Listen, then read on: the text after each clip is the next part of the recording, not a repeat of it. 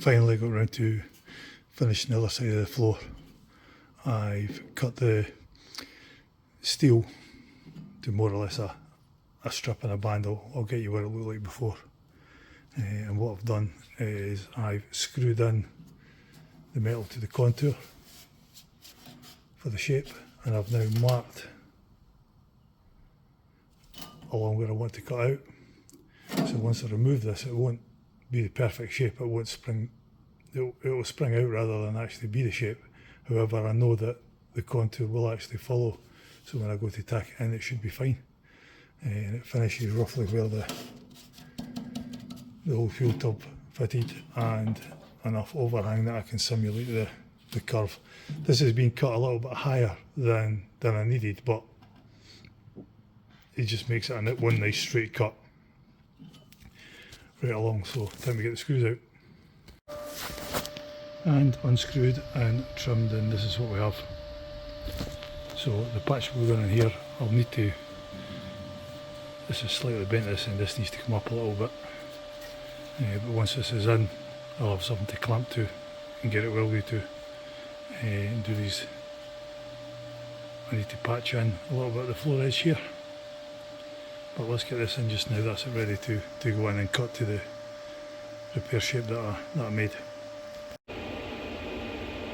Well, that's the floor in shape now anyway.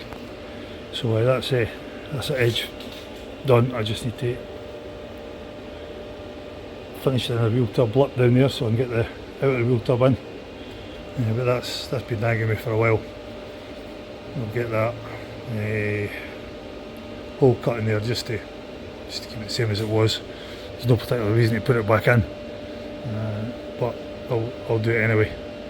And next up, hopefully later today, I will see about getting this replaced, which is pretty much a goner when it comes to these type of things.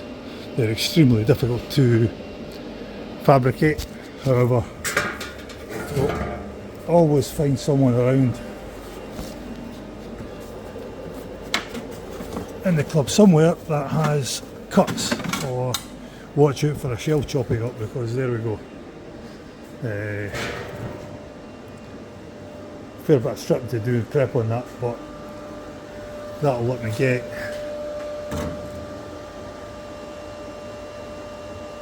that bit done. So I'll cut it back to wherever there's a clean metal, clean this up, get the undershell off it, and use that rather than actually try to shape bits in round about the pressings. So hopefully we'll be back onto it shortly. This is the last one for the evening, and I'm just going to shoot this one very quickly on my camera phone, as I know that someone that's actually watching the videos regularly has this area to repair. Now, spring cone, as we can see, this is going to have to come out, and by the time I've cleaned the metal up, I can already see the stress in the shit. It's not. Did I just say that? Oh dear, apologies. Roundabout seems okay, but certainly roundabout where this gets welded in, it's not so good. Now, in here is okay, but the fella in question, this car started to split.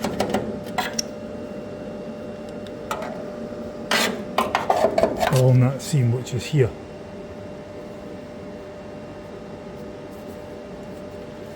And it has an extremely large gap in it, and when you look at what there is coming down here, structure wise, to box it in on top of what's inside, the top of it's there, it attaches to the bottom. It's a fair bit of shell movement for this bit on the inside to actually move. Now I'm going to go and tilt the shell and point to the area inside where that actually exists. Just give me a moment.